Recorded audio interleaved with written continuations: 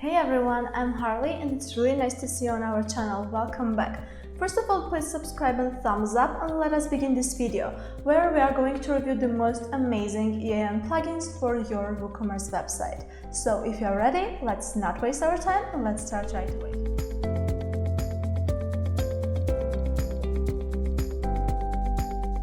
So let's start the revision of this amazing plugin, and first things first.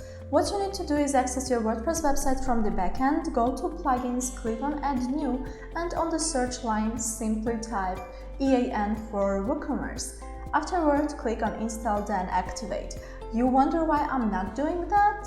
Because I already have the Pro version installed, and in order to install the Pro version, you have to click on this blue button of Upload the plugin and simply drag and drop the zip file over here. First things first, second things second.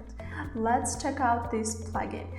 We have to go to WooCommerce, then click on Settings, and from the multiple tabs we can see the EAN tab, click on it, and under the EAN tab you can see General Options, Tools, Compatibility, Barcodes, 2D Barcodes, Print, Advanced, and Extra Fields options. For example, under the General tab, we have main EAN options that include enabling or disabling this plugin. We can choose from multiple types of EANs, however, I'm going to leave it at the default EAN 13. We have also the title option where we can simply change the title. We have admin product edit page that is left at inventory. I will show you a bit later what does it mean and where can you find the EAN options. We have multiple checkboxes such as check it valid, check it unique, and add generate button. Then we have admin product search. We can enable or disable it. We can also enable Ajax search. We have admin products list columns, email settings, REST API settings, and reset settings. The important thing to remember is that no matter what customizations have you done, if you want to save them, simply click on Save Changes button. The next tab is Tools, where we have tools such as generating EAN for all products. We have assigning from the list options, copy to products, product actions, and even order tools. The next tab is Compatibility, where we can get acquainted with all the plugin compatibility options and adjust whatever we need to. We also have reset settings over here available as well. We have barcodes, and we of course have print options. The print options, we can enable or disable this section the same as with the barcodes. And we have general options. This is highly customizable. This includes page orientation, unit, format. We can even customize fonts. And there is styles, variations, admin options, and even advanced print options that include skip products without EAN and use print.js. Afterward, we have the advanced options where we can generate meta keys and have JS selector in variation. We also have reset settings, and we simply have extra fields. Here are the extra fields options.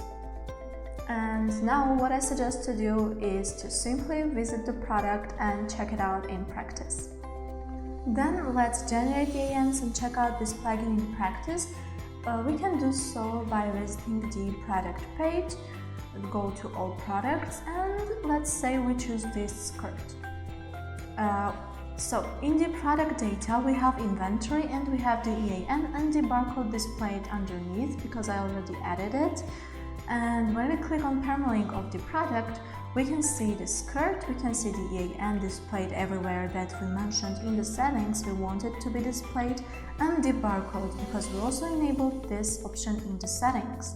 We can also add a new product where we can create our new EAN through the Generate EAN button.